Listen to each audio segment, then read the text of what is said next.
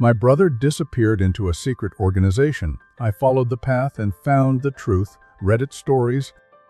They say blood is thicker than water, but they never tell you what happens when the blood starts to clot in silence. I grew up in a house where every photo frame told a lie. Smiles stretched too far, laughter that echoed only when guests were around, and behind every closed door, a truth we didn't dare name. My brother, Ethan, was my closest ally, though we rarely spoke of our bond out loud. We didn't have to. In a house like ours, gestures meant more than words. A sandwich left on a desk, a jacket tossed over a shivering shoulder, a glare that warned, "Don't push him today." Our father ruled with the kind of silence that bruised louder than fists. He was a tall shadow in every room, his presence a tightrope we learned to walk early. Our mother, always apologizing to ghosts, floated through our lives like smoke that never settled. And in the midst of this brittle harmony, Ethan was the only person who made me feel real. Ethan was everything I wasn't. Strong where I trembled, defiant where I obeyed, invisible in all the right ways. He mastered the art of absence, slipping through expectations like water through fingers. I was the dutiful one. Grades, chores, yes sir, no mom. I survived by compliance. Ethan thrived in rebellion. But his rebellion wasn't loud. It was subtle. A notebook hidden beneath floorboards. Scratches on the window ledge from late night escapes. A box buried beneath the shed that I once found when I was 12. Full of newspaper clippings, ticket stubs, a necklace that wasn't mom's. I never asked him about it. I knew better. In our house, secrets weren't whispered, they were protected like family heirlooms. I think that's why I started watching him more closely. Not spying, exactly, just noticing. Every time he lingered too long near the garage. Every time he left the house with a gym bag that didn't feel heavy enough for weights. Every time he came home with dirt under his fingernails and eyes that flicked too quickly toward Dad's study. There was something unfolding behind Ethan's calm surface, and I told myself I was only curious because I cared. But the truth is, I was scared. Not of him, but of what would happen if I lost him. The unraveling began one winter evening when I came home early from school. The power had flickered out due to a storm, and the house was wrapped in that rare, fragile silence that feels like it's waiting for something to go wrong. I found Ethan in the living room, staring at a wall that held a painting we all hated, some abstract mess of reds and browns that Mom insisted was tasteful. But he wasn't looking at the painting, he was looking through it. His face was stone, but his hands trembled slightly, just at the edges. I asked if he was okay. He nodded without speaking and stood up too fast, brushing past me like I was smoke. That's when I noticed the small slip of paper on the coffee table. Not meant for me, surely, but once I saw the corner of my name scribbled in Ethan's angular handwriting, I couldn't stop myself. The note was brief. If something happens to me, don't believe the first story they tell you. Look under the loose tile in the attic. You'll know which one. My blood ran cold. I didn't confront him. I should have. I told myself I would, just not then. I folded the note and buried it in a calculus textbook, hoping it would disappear, hoping he would too. But Ethan didn't disappear. Not right away. Instead, he started to change. Subtly. He'd always been guarded, but now he was distant. Not in the way teenagers get when they're figuring themselves out, but like someone preparing to vanish. He cleaned his room voluntarily. He gave away a pair of shoes he'd worn for years. He started calling Mom by her first name. And once, when I asked him where he was going, he looked me dead in the eye and said, "Does it even matter?" The next morning, he was gone. No note, no text. Nothing. Just his phone left on his desk and a police report filed by my mother with trembling hands and a voice that cracked too early into the call. They told us kids run away all the time, that he'd probably be back within a week, that he just needed space. But I knew better. I had the note, and I had the attic. But I didn't go there, not at first. I told myself that if I waited, he'd come home and explain it all with one of those crooked smiles and a "you worry too much." But weeks passed. then months. And I carried that secret like a loaded gun in my pocket. Our family broke around his absence. Dad got quieter, which I didn't think was possible. Mom started leaving food on his bed like he was still there. And me? I started looking, not just for Ethan, but for the tile. The attic was a graveyard of forgotten things. Boxes from old apartments, rusting photo frames, moth-eaten coats that still smelled like other winters. I spent every afternoon up there, tapping tiles with my knuckles, listening for the wrong kind of echo. And then, one day, I found it, near the eastern corner, under a collapsed rocking horse in a box labeled XMS 1998. A single tile that lifted too easily. Underneath, a small metal box. Inside the box, an old cassette tape, a flash drive, and a photograph. The photograph was of Ethan, standing beside a man I didn't recognize, both of them laughing. Behind them, a sign Cedar Hill Wildlife Sanctuary. On the back, Ethan had written in marker, "Not all family is blood. Not all goodbyes are escapes." I didn't sleep that night. I played the cassette on an ancient stereo I found in the basement, listening to Ethan's voice crackle through static. He didn't sound scared. He sounded free. He talked about leaving, about being followed, about finding something that made him believe again. "If you're hearing this," he said, "I probably couldn't come back. Or maybe I chose not to. Either way, don't let them rewrite the story." The flash drive held encrypted files I couldn't open then. But I would later. Much later. But that was the night I stopped being a passenger in my own family. That was the night I became the historian of Ethan's truth. And I had no idea just how deep it went. The hardest part of losing someone isn't the silence they leave behind. It's the noise they take with them. Ethan's voice lived in the creak of the floorboards, in the sigh of the hallway air at midnight, in the way the front door took an extra second to close when someone slipped out quietly. After I found the photograph and cassette, I began living like a ghost in my own home. I moved through the motions, school, meals, nods when spoken to. But inside, I was unraveling. I couldn't tell anyone what I'd discovered. I didn't know who I could trust. The note Ethan left warned me not to believe the first story I was told. But what if none of the stories were true? What if every smile in this house was a mask? My obsession with the truth grew roots. I studied the photograph under every kind of light. The man next to Ethan had a weathered face, his eyes crinkled at the edges like someone who smiled more than he frowned. I didn't recognize the location, but a quick online search revealed that Cedar Hill Wildlife Sanctuary was nearly 200 miles away. It wasn't just a casual detour. He had gone there, on purpose, with someone. But who? And why? I didn't have a car, but I had a bike, and more importantly, I had time. It was a Saturday when I made up an excuse about a group project and left early. I packed the photograph, the flash drive, and a portable recorder, just in case I needed to leave behind something of my own. It took me nearly all day to get there. Through winding roads, forgotten towns, and stretches of forest that swallowed radio signals whole. The sanctuary wasn't what I expected. There were no signs directing visitors, no open gates, just a rusted chain link fence half buried in vines and a wooden board nailed to a tree that read, "Closed for renovation." But the paint was peeling, and the tree had grown around the nails. This place had been closed a long time. I climbed the fence. Inside, the air was thick with stillness. Nature had reclaimed most of it. Grass through concrete, trees sprouting from broken buildings. I followed a cracked pathway toward what used to be a visitor center. The door was ajar, swaying in a breeze that didn't feel natural. Inside, dust coated everything like a forgotten memory. There were cages, or what used to be cages, with bent bars and empty feeding trays. I took out the photograph and tried to match the background. After 15 minutes of slow searching, I found it. A bench near a collapsed aviary. Same graffiti on the wall behind it, same angle. Ethan had been here. I sat down where he had once stood and tried to feel something. An echo, a presence, anything. What I got instead was a sharp beep from my phone. No signal, but a new file appeared on the recorder I'd brought. At first, I thought it was a glitch. But when I played it, my skin crawled.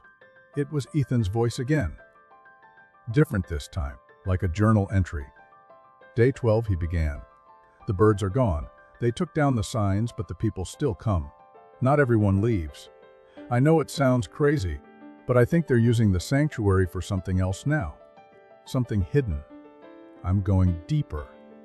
And then the recording cut off. I checked the recorder's file info, created just minutes ago. That was impossible. Ethan was gone. I didn't even bring his old cassette. This was new. I stood up, heart hammering, and turned to leave. That's when I saw the symbol, etched into the side of the visitor center wall, an eye with a single drop falling from it. Not paint. Carved. I took a photo and backed away fast. The woods felt heavier now, like they were watching. I made it back over the fence and pedaled home without stopping. I didn't tell my parents where I'd been. They didn't ask. By now, our family dinners had shrunk to silent rituals. Dad read the paper. Mom moved peas around her plate. I replayed Ethan's second message every night, trying to make sense of it. They're using the sanctuary. For what? Who were they? My head was full of questions, but my gut told me I wasn't just chasing a runaway brother. I was pulling on the loose thread of something much larger. 2 weeks passed before I found the next clue. Not by looking, by accident. A letter buried in the back of our mailbox with no stamp and no return address. Just my name in Ethan's handwriting. Inside, a Polaroid photo. Ethan again, but thinner. Pale. Standing beside the same man from before.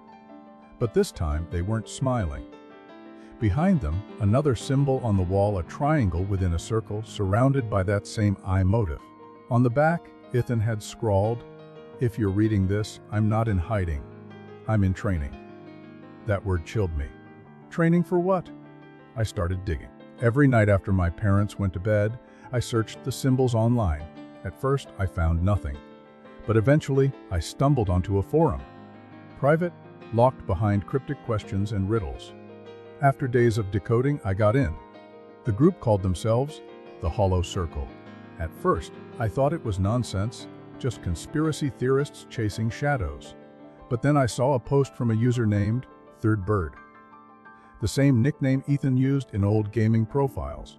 His post was from 3 months ago. It read, "Truth isn't hidden behind lies. It's hidden behind familiarity. Look at what you already know. Look harder." That night, I tore apart our attic again. This time, not looking for a box, but for a pattern. And I found one. Beneath old newspapers from the 90s, a set of journals, not Ethan's, Dad's. Hidden inside hollowed-out books, his handwriting messy and rushed, filled with diagrams and coordinates. References to something called the 13th Path. A recurring phrase. Thee must forget to remember. And worst of all, sketches of the sanctuary, of the symbols, of Ethan. I couldn't breathe. I stared at the pages, shaking, as if by sheer will I could unsee what was in front of me. My father wasn't just aware of the place, he was part of it. Maybe still is. Maybe that's why Ethan ran. Maybe he didn't run at all. Maybe he was taken. Or maybe he volunteered because he found out what Dad was doing. Either way, it meant everything I thought I knew about my family was a lie. The next morning, I left early. School was the last place I wanted to be, but I needed to think. I walked past Ethan's old haunts. The gas station where he used to buy gum and drop quarters into a charity jar. The alley behind the diner where he once punched a kid for kicking a stray dog. Every place felt like a breadcrumb I didn't know how to follow, until I passed the library and saw it, the symbol, etched into the concrete by the back door. This was no coincidence. Inside, I asked the librarian if they had any old archives about the sanctuary. She gave me a puzzled look but pointed me toward the basement microfilm section. I spent hours there, rolling through decades of forgotten news. Most articles were mundane, but one, dated 14 years ago, caught my breath. Local sanctuary linked to disappearance of 3 teens. Investigation closed without charges. No photos, just names. One of them, Jacob H. Crawley.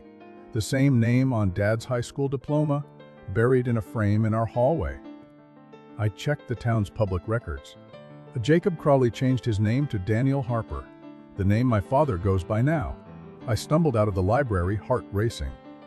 My father had disappeared once too. And when he came back, he changed his name and started a new life. A life with us, with Ethan. A life built on a buried past he never meant us to uncover. But Ethan did. He found out, and now he was, what? In training for the same path, or fighting against it. That night, I didn't sleep. I stared at our family portrait on the wall, the one with all the fake smiles. And I realized something chilling: one of us never belonged in that picture. And it might not be who I thought. The photo was always there, centered above the fireplace like a shrine to normalcy.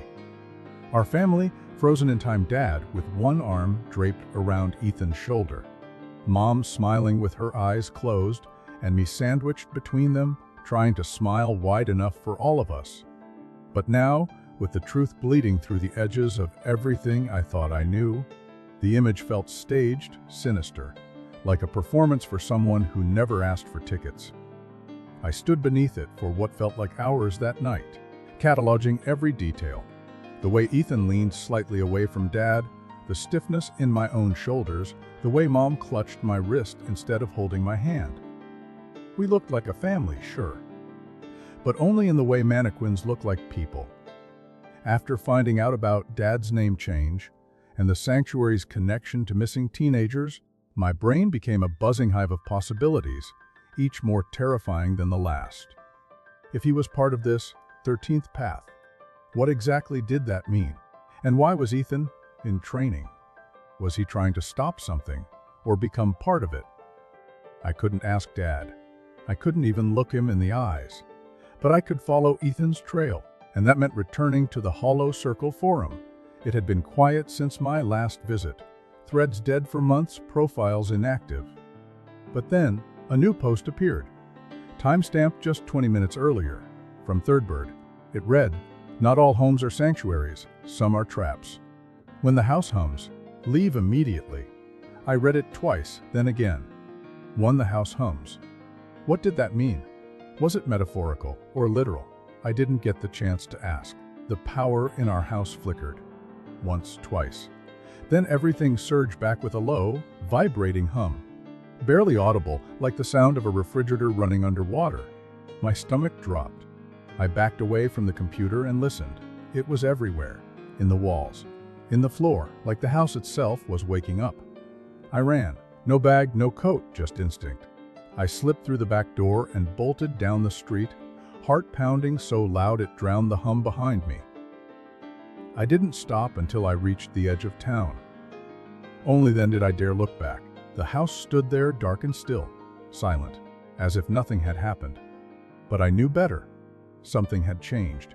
And whatever it was, Ethan had tried to warn me.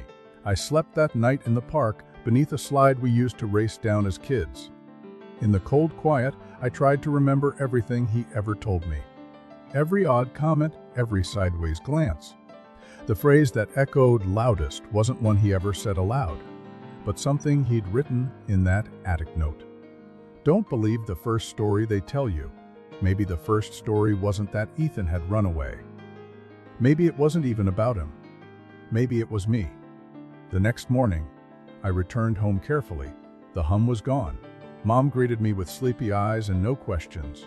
Dad was reading the paper, as if I hadn't vanished for 12 hours, as if everything was normal. But I saw it then, beneath the surface. A crack in the illusion. The paper Dad held was upside down. The coffee in his cup was still steaming, but he hadn't taken a sip. And Mom's eyes weren't just tired, they were empty. That night, I checked their room while they slept. Dad's journals were gone. Every last one. The floorboards beneath the attic tile had been nailed shut. The photo of Ethan and the man at the sanctuary had vanished from my drawer. They knew I knew, and they were erasing the evidence. I needed help, real help. But the police wouldn't believe a story about secret organizations and humming houses. And I couldn't risk going to friends. I didn't know who might be watching. There was only one person I could trust, and he was out there somewhere, hiding under a name that wasn't his. I went back to the sanctuary. But this time, I didn't go alone. Before leaving, I reached out to someone on the Hollow Circle forum. Another active user, Marathern. She'd commented once under Ethan's post, something cryptic. The path chooses its walkers, but some of us choose to run. We met in a diner 2 towns over. She was older than I expected, maybe early 20s, with a leather jacket covered in patches I didn't recognize. She ordered nothing, asked no questions, and spoke only once I showed her the Polaroid of Ethan and the man. Her eyes narrowed. He made it past the first gate. I asked her what that meant. The sanctuary was a front. Decades ago, it housed birds. But they were just symbols. The real purpose was deeper. Underground, 13 chambers, 13 trials. They say those who complete them don't come back the same. If they come back at all, my throat dried up. Ethan. He's one of them now. She nodded. Maybe. Or maybe he's trying to destroy it from the inside. Some do. I told her about the humming. Her face turned pale. They activated the house. That means they're watching you. And it means they've begun the recall process. Oh, what's that? But she didn't answer. Instead, she handed me a small card, unmarked, black as obsidian. If they find you, she said, swallow this. It'll knock you out for 12 hours. Better they think you're dead than half aware. Trust me? She stood, tucked the card into my palm, and vanished into the parking lot before I could ask anything else. Back at the sanctuary, I followed the old paths deeper than before. Past the collapsed aviary, past the visitor center, through thickets that clawed at my skin like fingers, until I found it. An iron door hidden behind an overgrowth of ivy. The same eye symbol was etched into its surface, this time with 13 dots surrounding the iris. It was unlocked. Inside, the air was damp and metallic. Stairs spiraled down endlessly. My flashlight flickered, as if struggling to pierce the weight of the dark. The walls were lined with carvings, symbols I didn't recognize, dates that meant nothing, names I couldn't pronounce. But one stood out. Etienne Har PR. Tirail 6 BRHOF Mimo Y. The number burned into my eyes. 6. That meant he was still going. Still alive, maybe. I descended further, heart thudding with every step. Eventually, I reached a circular room with a domed ceiling. In the center, a podium. On it, a single item, a cassette player. No tape this time, just a note. If you press play, you must finish the path, or be forgotten by it. I pressed play, nothing happened at first. Then, his voice. Ethan, if you're here, it means I failed to stop them. Or maybe I failed to leave. Either way, there's no going back. The chambers test not just your strength, but your truth. What you believe, what you fear, what you'll become. If you still want to find me, follow the lightless echo. The tape ended. And then, from the back of the chamber, a door creaked open. Pitch black. No sound, no wind. Just a void and a question. Was I willing to become something else to find the brother I once knew? I stepped forward. Not because I was brave, but because by then the house had already forgotten me. The first step into the darkness wasn't the hardest. It was the second. The one where your eyes still haven't adjusted, your brain screaming to turn around, and the last speck of light disappears behind you like a door silently closing. After that, the black becomes everything. There's no sound, no texture, no time. Only your heartbeat, loud as thunder in your ears. That was how it began for me, entering the 7th chamber. Alone, untrained, and carrying only a voice in my head that sounded like my brother. The passage twisted like a serpent, tight and sloped downward, the walls damp with condensation that smelled faintly of iron. I walked with one hand brushing the side, the other gripping the tiny flashlight that flickered as if each pulse drained it of life. It failed completely after 10 minutes, maybe less. Time moved strangely in that place. It wasn't just darkness. It was a hungry darkness. One that felt like it wanted to pull memories from your skin. I kept going because turning back wasn't an option. Because I had nothing left up there but lies wrapped in family portraits. Because Ethan had walked this path before me, and I needed to know why. Eventually, I heard it, a sound faint and familiar. A breath, not mine, not human, like wind through hollow lungs.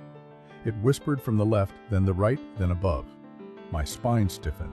My legs wanted to collapse. But I kept walking because fear, I realized, was part of the trial. The test wasn't just to survive it. It was to invite it.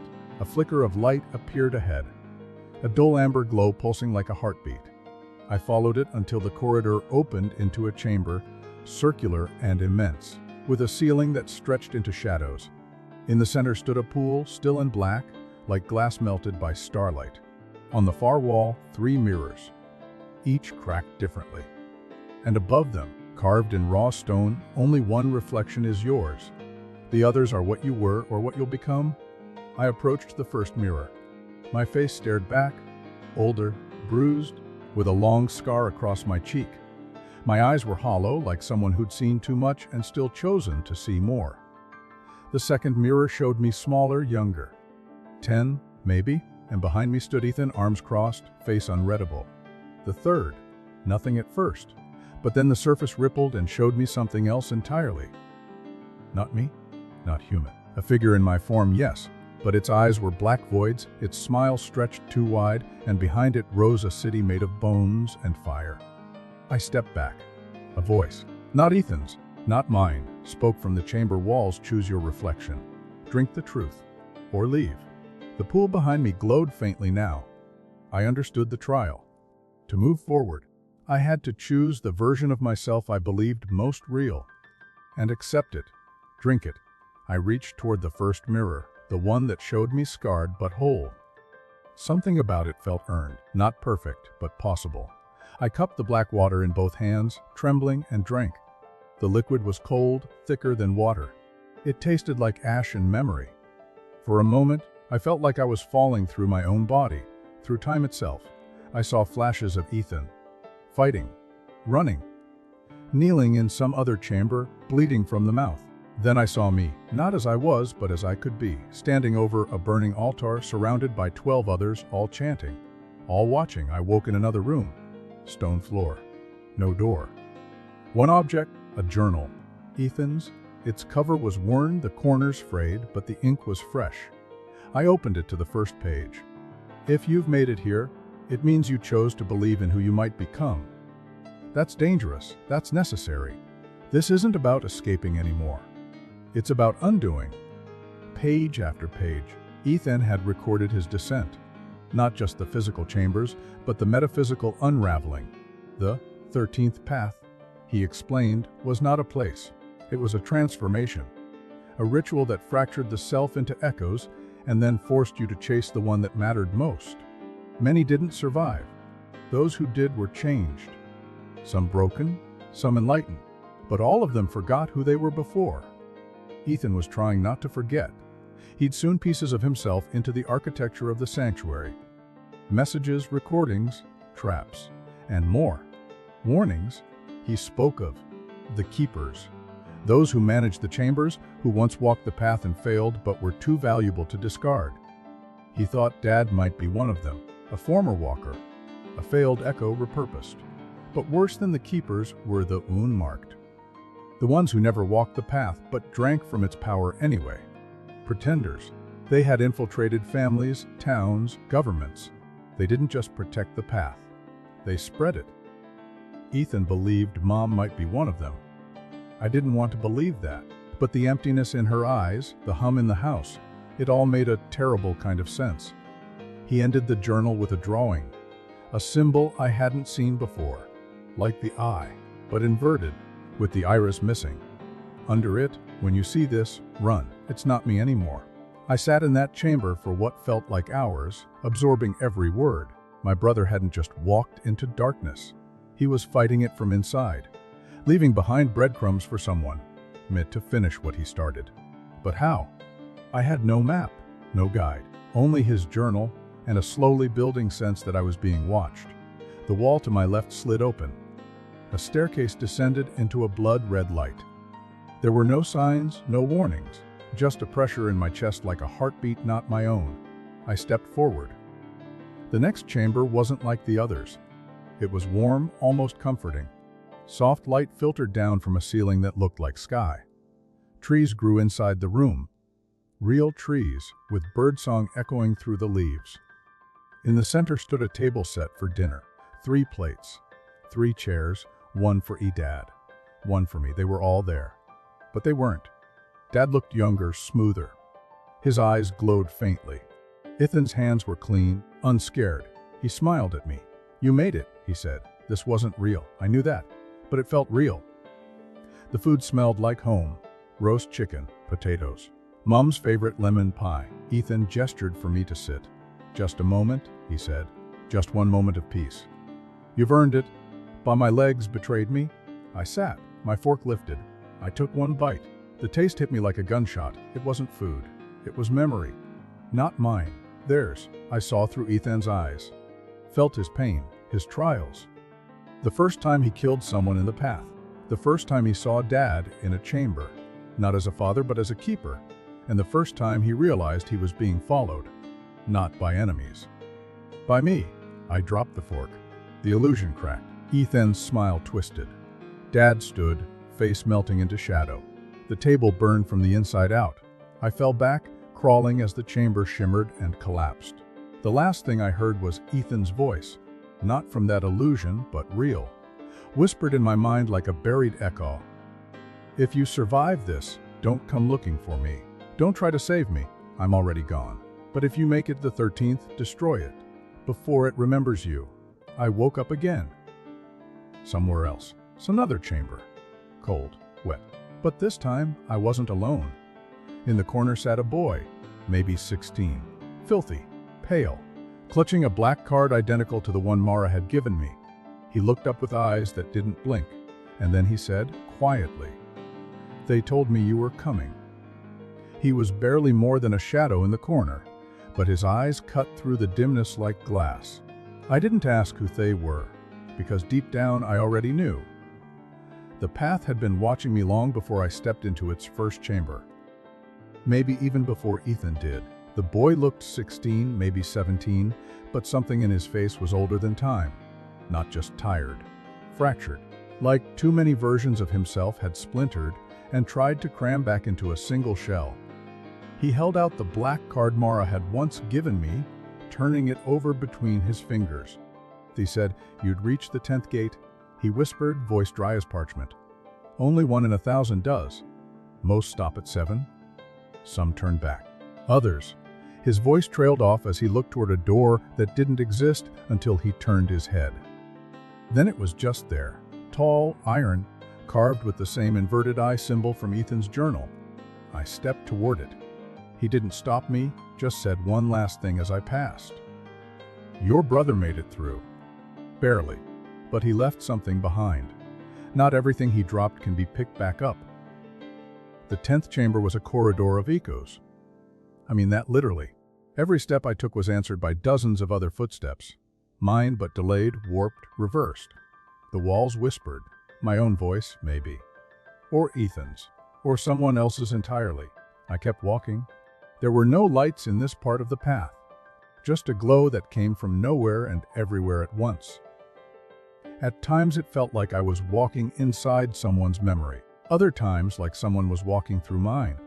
That's when the voices started changing. No longer just echoes. They became accusations. You left him behind. You were always jealous. Duh. You want to become what he couldn't. Each phrase scraped across my brain like rusted wire. I tried covering my ears. Useless. The sound wasn't outside me. It was me. Or versions of me. Parts I had hidden, long buried, now unearthed by the path. At the end of the corridor, another mirror waited, but not a cracked one like before. This one was whole, tall, black as oil. And as I stepped closer, it didn't show me my face. It showed my house, my old bedroom, my parents at the dinner table, the phone ringing endlessly, an empty chair, my absence etched into the room like a permanent stain. And then, it changed. The scene zoomed in on Dad, his expression blank, but then his face rippled like a mask melting in heat. Beneath it, another face. Older, colder. Not him. Never him? A keeper. Or something worse. The image shifted again to Ethan. Not the boy I remembered, but something more. Standing in a circle of 13 hooded figures. All silent. All watching. and one by one they bowed to him. I staggered back, heart racing. Was this what Ethan had become? The culmination of the path. Not a savior, not a victim, but its master, the mirror shattered. Not with sound, but with absence. 1 second it was there, the next just a hole in the wall. And beyond it, a room unlike any I had seen. The 11th chamber. It was sterile. Cold metal walls, a white floor, a single light above, flickering in a steady rhythm like a heartbeat. In the center, a chair, and in that chair, strapped down, me. A mirror, not a trick. It was me, but asleep, breathing slowly, as if drugged. As if I'd been here this whole time, dreaming the entire path. I circled the chair slowly, not touching, afraid. The sleeping me was pale, thinner. I counted bruises on the arms, scars on the wrists, a barcode tattooed on the neck. I didn't have a barcode, not yet. That's when I understood. This wasn't a trial. It was a recording, a prediction, a warning, a message from oneself to another. Before I could move, the lights cut out. A voice filled the chamber. Calm, flat, familiar. You're nearing the 13th, and you still think you're the one chasing the truth. It wasn't Ethan. It wasn't me. It was both. Merged. Distorted. There is no final chamber. The voice continued. There is only the end of the lie. The floor fell away. I plunged through blackness, limbs flailing, lungs tightening. But I didn't land. I transitioned. Into another space. One made not of stone or steel, but memory. My own. I was 7. Ethan was 10. We were at the lake. Our parents were arguing in the car. I skipped stones. Ethan built a tower of branches. That's when it happened. A noise in the woods. We both turned. A figure stood among the trees. Not quite human. Wearing a cloak of feathers. It pointed at Ethan. Only Ethan. And then the memory glitched. The scene rewound. Same lake, same tower, same figure. But this time it pointed at me. Over and over the scene played, each version slightly different. One where Ethan vanished. One where I did. One where the figure walked into the water and never emerged. One where it whispered something in Ethan's ear. Something that made him smile. That's when I realized this wasn't a memory. It was the moment the path chose us. Or maybe the moment we chose it. I woke in the 12th chamber. No doors. No mirrors. Just a circle of 13 candles, all lit, and a 13th spot. And directly across from me, in front of each candle sat a mask. Simple. White. Identical. Except the one in front of me. It had Ethan's face. Not carved, not molded. His actual face, stretched, preserved, eyes closed. My stomach twisted and bile rose to my throat. But I didn't look away, because beneath the horror I saw it, a mark on the inside of the skin. A symbol. The inverted eye, crossed out. This wasn't Ethan's death. It was his rejection.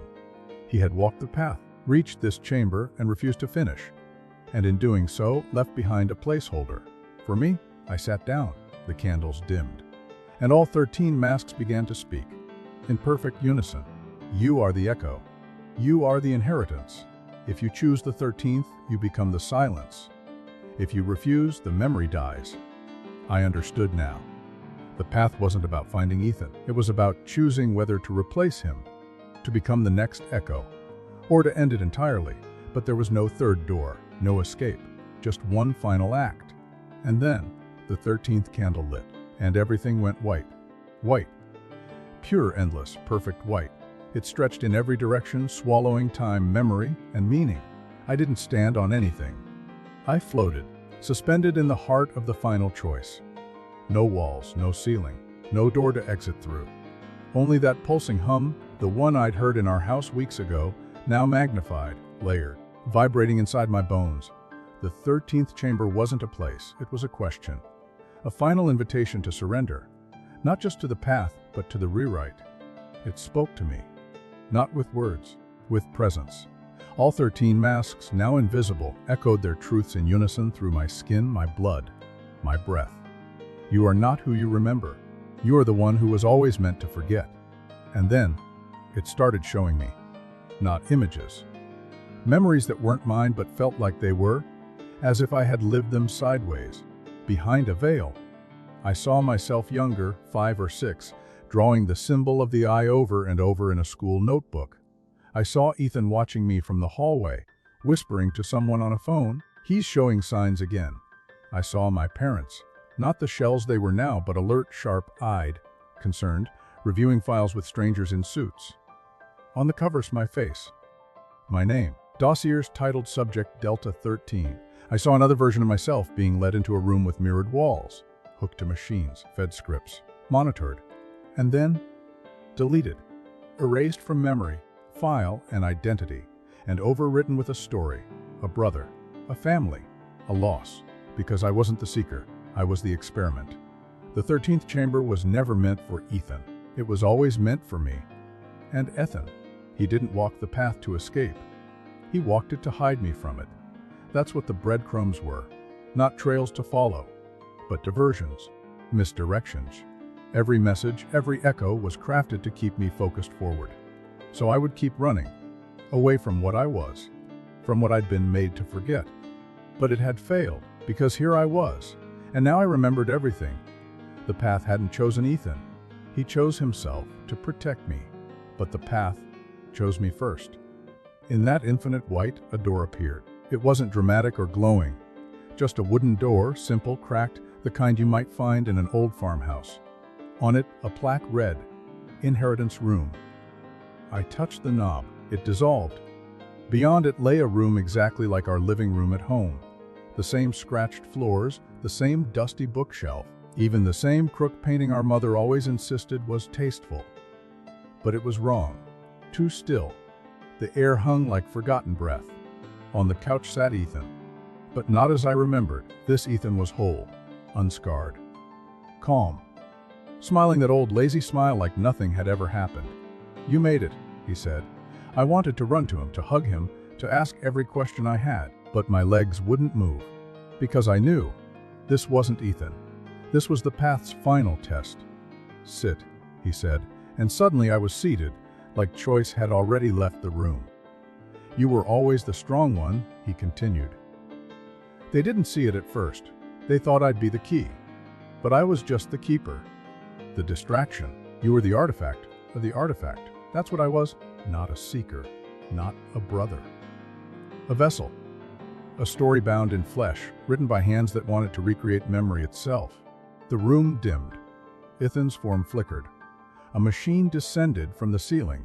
Part organic, part metal, all wrong. It whirred and clicked and folded into itself like a spider breathing.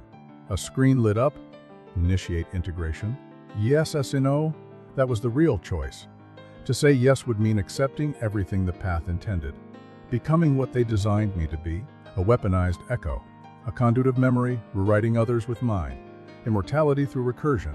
To say no, it meant annihilation, not just of myself, of the entire sequence. The chambers, the keepers, the path, everything Ethan had tried to sever by hiding me. I thought of the attic, of the floor tile, of the fake photo smiles. I thought of the real Ethan, his voice on the recorder, shaky but defiant. Destroy it before it remembers you? I pressed no. The screen went black. The machine screeched, then imploded, the folding inwards, dragging the room with it. The fake living room shook, splintered, burst into ash.